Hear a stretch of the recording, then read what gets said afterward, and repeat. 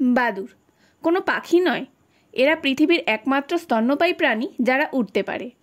পৃথিবীতে প্রায় 1400 প্রজাতির বাদুড় রয়েছে। বাদুড়দের প্রজাতি সংখ্যা স্তন্যপায়ী প্রাণীর মোট প্রজাতি সংখ্যার 20%। প্রায় 70% বাদুড় প্রজাতি পতঙ্গভুক, বাকিরা ফলমূল খায়। আজ আমরা আলোচনা করব মেগাচিরোপটেরা বাদুড়দের নিয়ে। এই প্রজাতির বাদুড় ফল খায়, তাই এদের ইংরেজিতে ফ্রুট ব্যাট ও বাংলায় কলা বাদুড় বলে। বিজ্ঞানের ভাষায় এদের বলা হয় টেরোপাস জাইগান্টিয়াস। বড় বড় গাছ, গাছের কোটর, পাথরের ফাটল, গুহা, পুরনো বাড়ি, রাস্তার কালভার্ট, বিঘ্নহীন অন্ধকার স্যাঁতসেঁতে জায়গা এদের থাকার জন্য পছন্দের। এই ফলভোজী বাদুড় ফল ফলাদির কিছুটা ক্ষতি করলেও এরা কিন্তু অরণ্য বন্ধু। বাদুড় বুনো গাছপালার পরাগায়ন করে ফুল, ফল এবং শস্য ফলাতে সাহায্য করে। এরা বীজ বিস্তরণ করে এবং এদের মল জৈব সারের কাজ করে।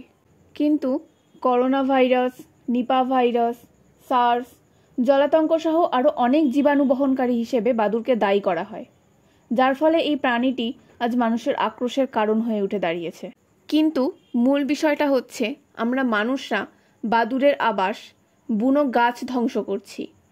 ফলে খাবারের জন্য বাদুড় মানুষের কাছাকাছি আসতে বাধ্য হচ্ছে।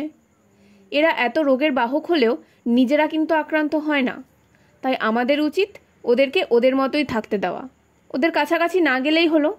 বাদুড়রা মানুষের পরম বন্ধু। বাদুড়তলা আমার বাড়ির কাছেই। বহুদিন ধরে বুড়ো বটগাছে হাজার হাজার কলা বাদুড়ের বসবাস।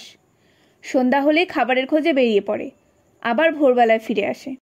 বাদুড় সম্বন্ধে একটা ভুল ধারণা আছে, ওরা নাকি মুখ দিয়ে মলত্যাগ করে। এটা একটা ভ্রান্ত ধারণা।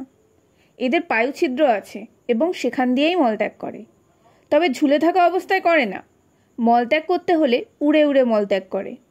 ঘুমানো, বিশ্রাম, মিলন হওয়া, বাচ্চার জন্ম দেওয়া এরা উল্টো হয়েই করে।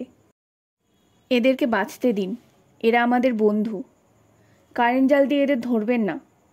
গাছের ফলের সুরক্ষার জন্য মশারি ব্যবহার করতে পারেন। মনে রাখবেন, এই পৃথিবী সৃষ্টি প্রাণের জন্য, শুধুমাত্র মানুষের প্রাণের জন্য নয়। তাই শিখুন, সতর্ক থাকুন আর প্রাণীদের রক্ষা করুন।